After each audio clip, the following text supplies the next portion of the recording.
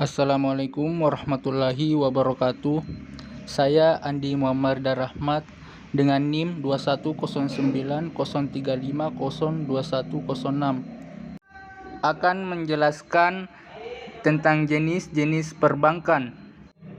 Adapun jenis-jenis perbankan yaitu yang pertama segi fungsinya, yang kedua segi kepemilikan, yang ketiga segi status, yang keempat segi menentukan harga, dan yang kelima segi target pasar.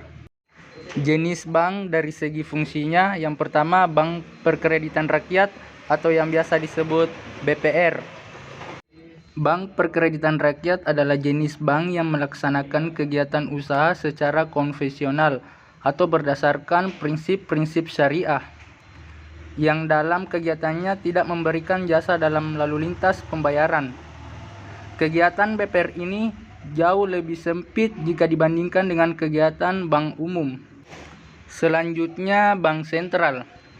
Bank sentral di suatu negara pada umumnya adalah sebuah instansi yang bertanggung jawab atas kebijakan moneter di wilayah negara tersebut.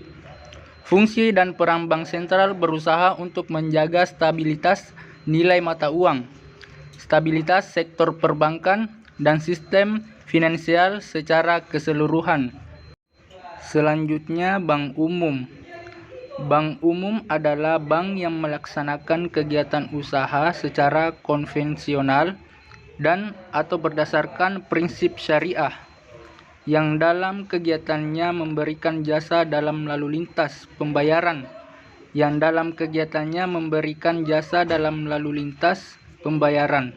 Sifat jasa yang diberikan adalah umum, dalam arti dapat memberikan seluruh jasa perbankan yang ada. Begitu pula dengan wilayah, operasinya dapat dilakukan di seluruh wilayah. Adapun dari segi kepemilikan, yang pertama bank sentral. Bank campuran adalah jenis bank yang kepemilikan sahamnya bercampur antara pihak asing dan pihak swasta nasional. Saham bank ini sebagian besar dimiliki warga negara Indonesia, namun sebagian juga dimiliki oleh pihak asing. Yang kedua, bank asing. Bank asing merupakan cabang dari bank yang ada di luar negeri, baik milik swasta asing atau pemerintah negara asing. Kepemilikannya dimiliki oleh pihak luar negeri secara utuh. Contoh bank asing: Bank of America, Bangkok Bank, Bank of China, Citibank, dan lain sebagainya. Yang ketiga, bank pemerintah. Bank pemerintah adalah bank yang sebagian atau seluruh sahamnya dimiliki oleh pemerintah Indonesia. Contoh bank pemerintah: Bank Mandiri, Bank Negara Indonesia atau BNI, Bank Rakyat Indonesia atau BRI, Bank Tabungan Negara atau BTN. Yang keempat, bank sentral. Bank swasta adalah bank di mana sebagian besar sahamnya dimiliki oleh swasta nasional, serta akta pendiriannya pun didirikan oleh swasta. Pembagian keuntungannya juga untuk swasta nasional. Yang kelima, bank koperasi. Bank milik koperasi adalah jenis bank yang kepemilikan sahamnya dimiliki oleh perusahaan yang berbadan hukum koperasi. Bank ini menerapkan asas-asas dan prinsip koperasi pada umumnya. Contoh bank koperasi adalah Bank Umum Koperasi Indonesia. Selanjutnya, dari segi status. Yang pertama, bank devisa. Bank yang bisa melakukan kegiatan transaksi luar negeri dan kegiatan lainnya yang berhubungan dengan mata uang asing. Biasanya, bank devisa memiliki produk unggulan seperti tabungan valuta asing atau mata uang asing. Contoh bank devisa antara lain yaitu Bank Mandiri, BRI, Bank BTN, Bank Ganesha, dan lain-lain. Yang kedua, bank non-devisa. Bank yang bisa melakukan kegiatan transaksi luar negeri dengan wilayah yang terbatas pada negara tertentu saja. Contoh dari bank non-devisa adalah Bank Yuda Bakti, bank, harga internasional, dan lain-lain. Selanjutnya dari segi menentukan harga, yaitu yang pertama bank konvensional. Bank konvensional adalah bank yang dalam sistem operasinya menerapkan metode bunga dalam penentuan harga.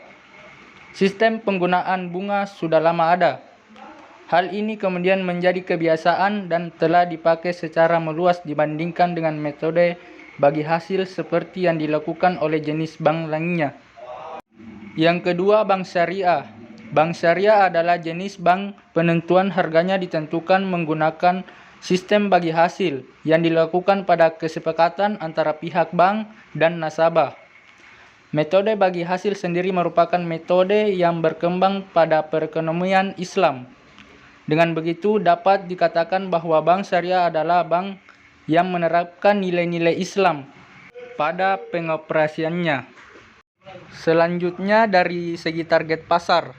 Yang pertama, sebuah bank adalah lembaga keuangan berlisensi sebagai penerima deposito atau tabungan. Ada dua jenis bank, yaitu bank komersial atau bank retail dan bank investasi. Di kebanyakan negara, bank diatur oleh pemerintah nasional atau bank sentral.